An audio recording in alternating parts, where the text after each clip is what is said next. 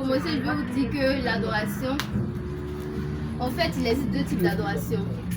Il y a l'adoration d'une personnalité, comme on le voit très souvent les stars.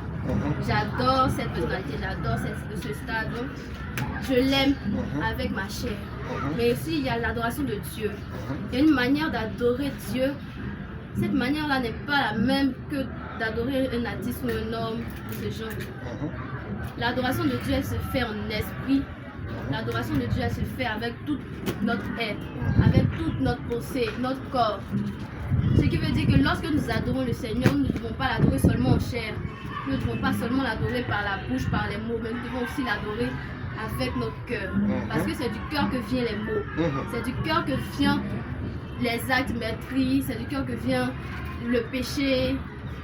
Donc si nous devons adorer le Seigneur aussi, il faut savoir qu'il faut demander pardon à Dieu avant de l'adorer, parce que c'est une être saint. Et pour pouvoir entrer dans sa sainteté, il faut d'abord être pur. Alléluia. Amen. Mais pourquoi adorer? Selon Somme 63, verset 2 à 10. Rapidement, quelqu'un dit ça pour elle. Soyez participatifs. Oh Dieu, Dieu mon Dieu, je te cherche, je te cherche. Mon âme a soif de toi, mon corps soupire après toi. Arrête-toi s'il te plaît. Dans une terre aride, Dieu. Oh Dieu, Tu es mon Dieu. tu es mon Dieu. Je te cherche. Je te cherche. Mon âme a soif de toi. Donc, en lisant ce petit passage-là, nous devons savoir aussi que nous adorons Dieu parce que nous le cherchons. Nous n'adorons pas Dieu parce qu'il a besoin de nous. Dieu n'a pas besoin de nous forcément pour montrer qu'il est Dieu. Dieu est Dieu. Mais c'est parce que nous le cherchons que nous l'adorons. On peut continuer. Mon corps soupire après toi. Mon corps soupire après toi. Dans une terre aride desséchée. Dans une terre aride desséchée. Dans la Bible, notre corps est considéré comme une terre. Et sans l'adoration, cette terre-là, elle est aride, desséchée, sans eau. Et loin dans ce passage-là, c'est l'Esprit de Dieu. Et l'Esprit de Dieu se fait ressortir dans l'adoration. Ce qui veut dire que c'est en adorant le Seigneur que nous ressortons l'Esprit de Dieu. Amen. Cette eau que notre cœur a besoin, cette eau que notre terre décherchée a besoin. Amen. Alléluia. Amen. On peut continuer. Ainsi, Ainsi que je contemple dans le sanctuaire, dans le sanctuaire, pour voir ta puissance pour et voir ta ta gloire. puissance et ta gloire. Car ta bonté vaut mieux que la vie. Car ta bonté vaut mieux que la vie. Mes lèvres s'élèvent tes louanges. Mes lèvres s'élèvent tes louanges. Nos lèvres ne sont pas faites pour dire des moqueries. Nos lèvres sont faites pour célébrer le Seigneur. Amen. Nos lèvres sont faites pour Amen. adorer le Seigneur. Amen. Comme nous l'avons dit ici, l'adoration c'est la célébration. L'adoration c'est donner une valeur à Jésus-Christ. Amen. Et nos Amen. lèvres noires sont là pour un acte de célébration envers ce Dieu-là. Amen. Ce Dieu n'est pas un petit être. Si même les 24 vieillards se prosternent et jettent leur couronne devant ce Dieu, toi qui es en ce lieu, toi qui n'as que comparaison pour moi 14 ans, tu ne peux même pas te lever.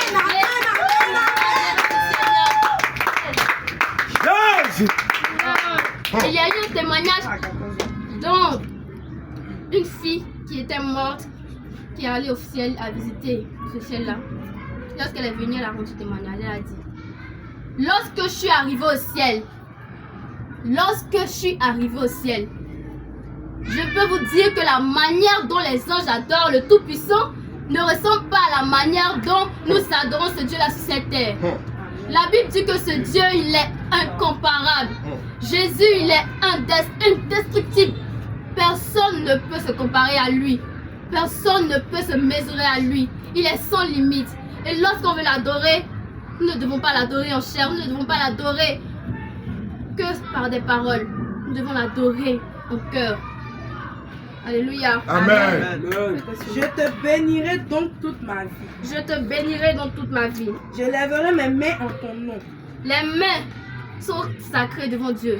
Les mains ne sont pas faites pour saluer. Les mains ne sont pas faites pour dire coucou, bye bye. Mais les mains sont parce que Dieu veut que nous l'élèverons avec ces mains-là. Amen. Dieu veut que nous le magnifierons avec ces mains-là. Amen. C'est pour ça qu'il nous a donné ses mains. Alléluia. Amen. Je peux continuer. Mon âme sera rassasiée comme de mets gras et Alléluia. succulent, Amen. et avec des cris de joie sur les lèvres. Ma bouche te célébrera. Lorsque je pense à toi sur ma couche, Lorsque je pense à toi sur ma couche, je médite sur toi pendant les veilles de la nuit. je médite sur toi pendant les veilles de la nuit. Ce qui veut dire que même la pensée doit adorer le Seigneur. Amen. Même la pensée doit célébrer ce Dieu-là. Amen. Même lorsque nous sommes en train de dormir, nous devons penser à ce Dieu parce qu'il n'est pas comme les autres. Il est incomparable, comme je l'ai dit. Amen. Ce Dieu-là ne peut être banal. Ce Dieu-là ne peut être futile. Ce Dieu-là, il est véritable. Amen. Ce Dieu est véritable. Amen. Alléluia. Amen. Car tu es mon secours, Tu es mon secours et je suis dans l'allégresse à l'ombre de tes ailes. et je suis dans l'allégresse à l'ombre de tes ailes. Je suis dans l'allégresse à l'ombre de tes ailes parce que tu es mon secours. Donc nous n'adorons pas Dieu parce que nous avons envie juste d'adorer. C'est parce que nous voulons être à l'ombre de ses ailes. Et c'est parce que ces ailes-là ont une puissance, une telle puissance qui nous transmet une joie. Une joie Amen. inexprimable. Amen. Alléluia. Amen. Mon âme est attachée à toi. Mon âme est attachée à toi. Ta droite me soutient. Ta droite me soutient. Même notre âme. La Bible dit que même notre âme a besoin de l'éternel. Donc Amen. même notre âme doit adorer l'éternel. Amen. C'est pour ça que je n'ai pas dit qu'on adore seulement le Dieu Tout-Puissant en chair. Nous devons aussi l'adorer en esprit, en vérité. Amen. Dans la chair, ce n'est pas seulement cela, mais l'âme aussi. Amen. Alléluia. Amen. Mais ceux qui cherchent à m'ôter la vie Ceux qui cherchent à iront dans les m'ôter la vie. profondeurs de la Ils terre. iront dans les profondeurs de la terre. Cette puissance-là que nous donne l'adoration n'est pas petite. Lorsque nous adorons, Dieu nous donne un tel pouvoir de dire cette chose. Mais ceux qui chercheront à m'ôter la vie iront dans les profondeurs de la terre. Lorsque nous adorons le Seigneur, il nous donne ce pouvoir de dire que ceux qui s'élèveront contre nos vies mourront. Mourront. Ceux qui s'élèveront contre notre vie, nous marcherons sur les têtes. Amen. Alléluia. Amen. Est-ce que tu vas applaudir si tu as compris quelque chose? Tu vas aussi prendre le passage de Corinthiens 6, verset 19. Passage Corinthiens 6, verset 19. Un ou bien deux. Ne savez-vous pas que votre corps est le temple du Saint-Esprit qui est en vous, que vous avez reçu de Dieu, et que vous ne vous appartenez point à vous-même, car vous avez été rachetés à un grand prix. Glorifiez donc Dieu dans votre cœur et dans votre esprit, qui appartiennent à Dieu. Alléluia. Amen. J'ai l'impression qu'il y a des gens qui n'ont pas compris ce qu'il vient de dire. Non, Mon on n'a pas frère, compris. est-ce que tu peux répondre à cette question? Doucement. Ne savez-vous pas Ne savez-vous pas, votre corps votre corps est le temple du est le Saint-Esprit temple du Saint-Esprit. Amen. Votre corps Ils n'ont pas est compris. le temple du Ils Saint-Esprit. n'ont pas compris. Amen. Votre corps, je répète, votre corps est le temple du Saint-Esprit. Mon corps est le temple du Saint-Esprit. Voilà pourquoi chaque fois le moniteur Abraham dit que nous, dans notre pensée, on dit chaque fois Dieu regarde au cœur, Dieu regarde au cœur, Dieu ne regarde pas à la face, Dieu regarde sur nos cœurs. Non, c'est faux. Dieu regarde aussi à notre corps. Dieu regarde à notre manière de se vertir. Dieu regarde à notre manière de le chanter, de l'adorer. Alléluia. Amen. Les jaloux là répondaient Amen. Amen. Salomon, tu veux partir là-bas? Mais pourquoi tu es là? qui est en Mon vous daddy est là-bas. Qui est en regarde vous? ici. Retourne-toi sur la liste.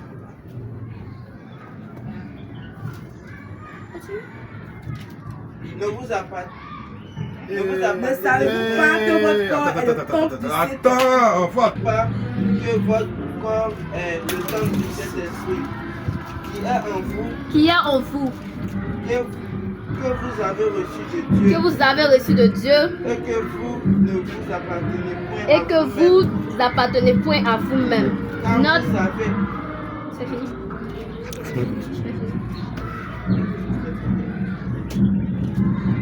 Ne savez-vous pas que votre corps est le temple du Saint-Esprit?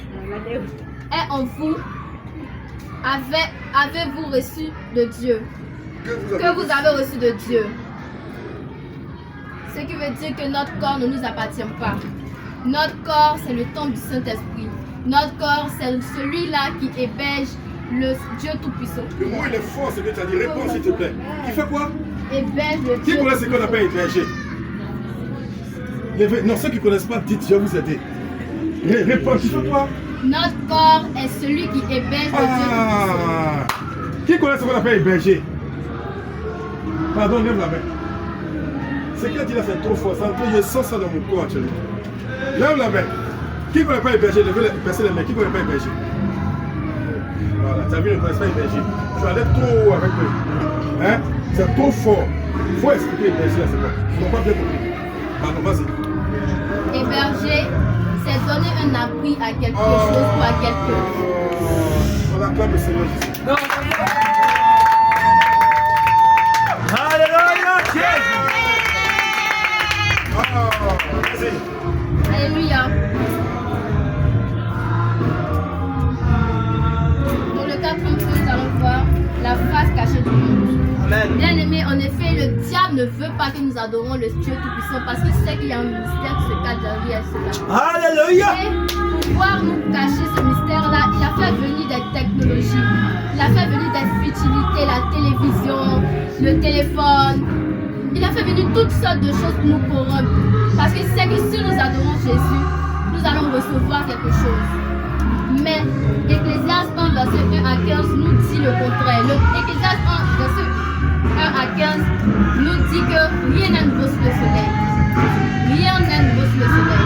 Donc ce que nous pouvons voir comme électronique, ce que nous pouvons voir comme objet, comme le cahier, l'école, tout cela, ça n'a pas été de nouvelles choses. Ce sont des choses qui ont été préméditées dans l'Ancien Testament. Ce sont des choses qui ont été écrites. Et ces choses-là ont juste été améliorées sur ce temps. Alléluia. Donc quelqu'un qui me prend Ecclésiaste 1. Fils de David, roi de Jérusalem. Vanité des vanités, Vanité de vanité. dit l'Ecclésiaste. Dit l'Ecclésiaste. Vanité des vanités, Vanité de vanité. tout est vanité. Tout est vanité. Tout est vanité. Le téléphone portable que nous voyons, c'est vanité. L'école où nous allons, ce sont des choses qui vont rester sur la terre. Toutes ces choses vont rester sur la terre. Donc le diable a juste envoyé ces choses-là pour nous faire croire qu'on n'a plus le temps d'adorer Dieu. Le diable a envoyé ces choses-là pour nous faire croire que c'est seulement... Et puis, pourquoi vous asseoir?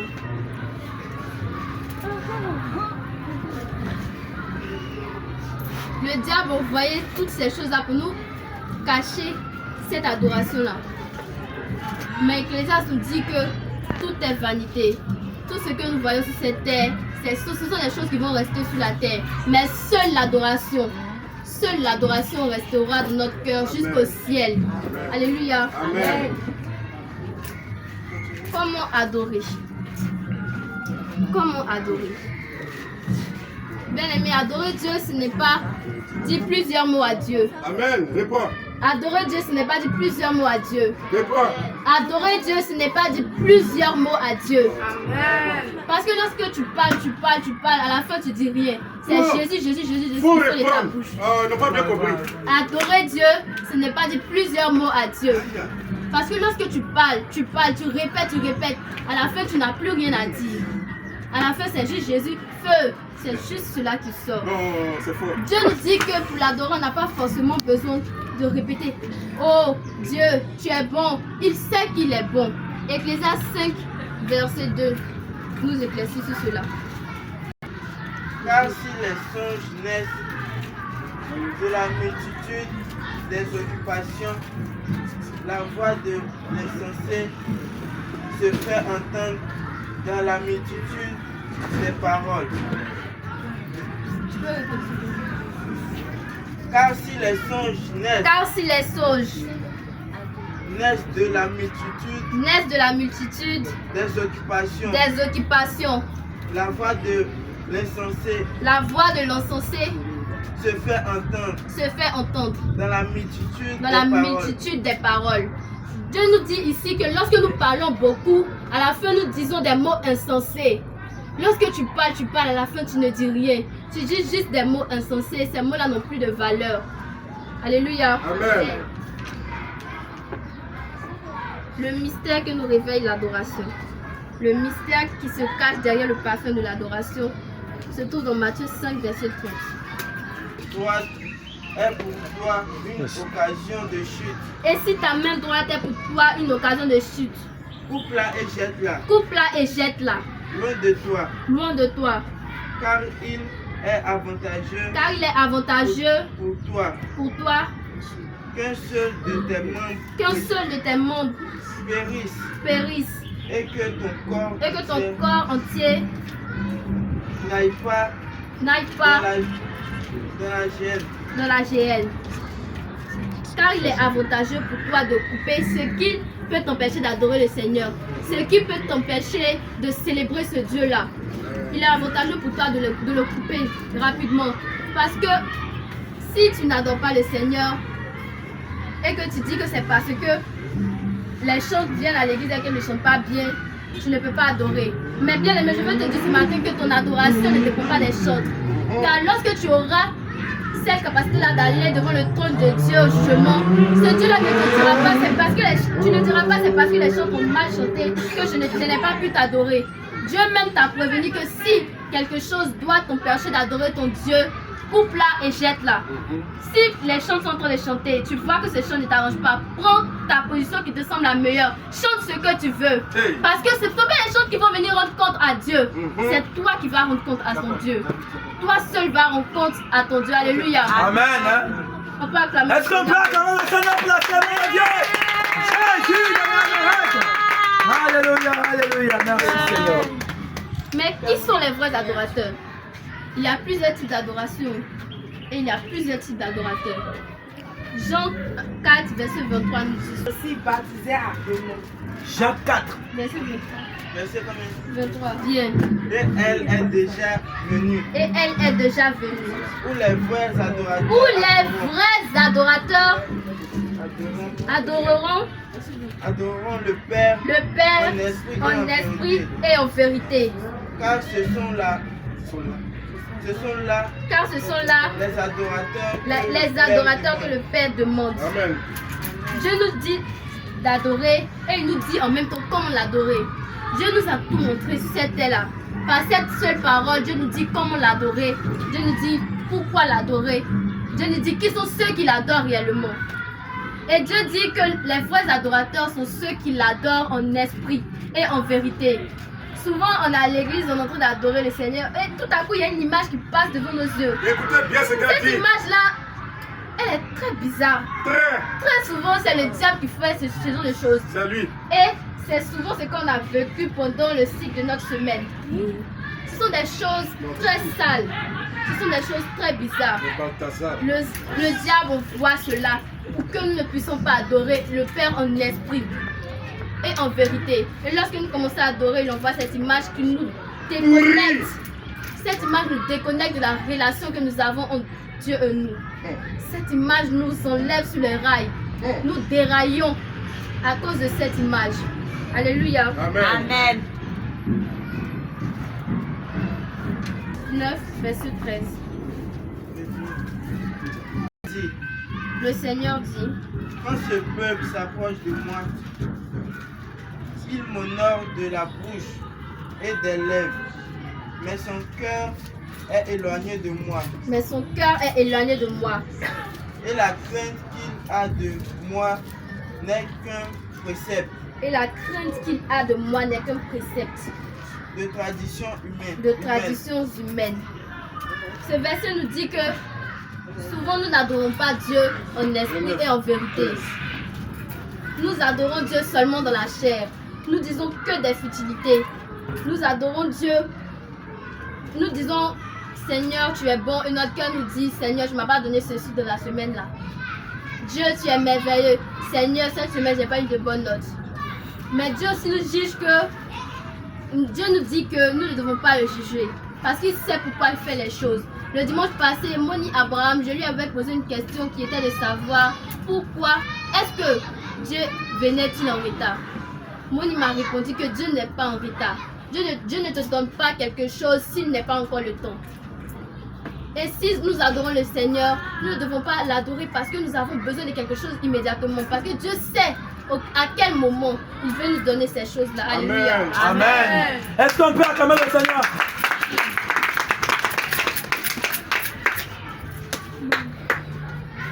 Quelqu'un peut me Été affranchi. Je n'entends pas. Ayant été affranchi du péché, Uh-huh. vous êtes devenus esclaves de la justice. Vous ne vivez pas selon la chair, Vous ne vivez pas selon la chair, mais si selon du moins l'esprit. l'Esprit de Dieu Si habite du en moins vous. l'Esprit de Dieu Si habite en vous. quelqu'un n'a pas l'Esprit de Si Christ, quelqu'un n'a pas l'Esprit de Dieu, il n'appartient pas à Dieu. Alléluia. Amen. Romains 8, 19. Romains 8, 19. Marie-Paulette. Aussi la création attend d'elle avec un Aussi la création attend d'elle. désir la révélation des fils de Dieu. Relis s'il te plaît, je te suis pas. Aussi la création attend Aussi d'elle la création attend d'elle. avec un ardent désir Avec un ardent désir. la révélation des La fils de Dieu. révélation des fils de Dieu. Amen.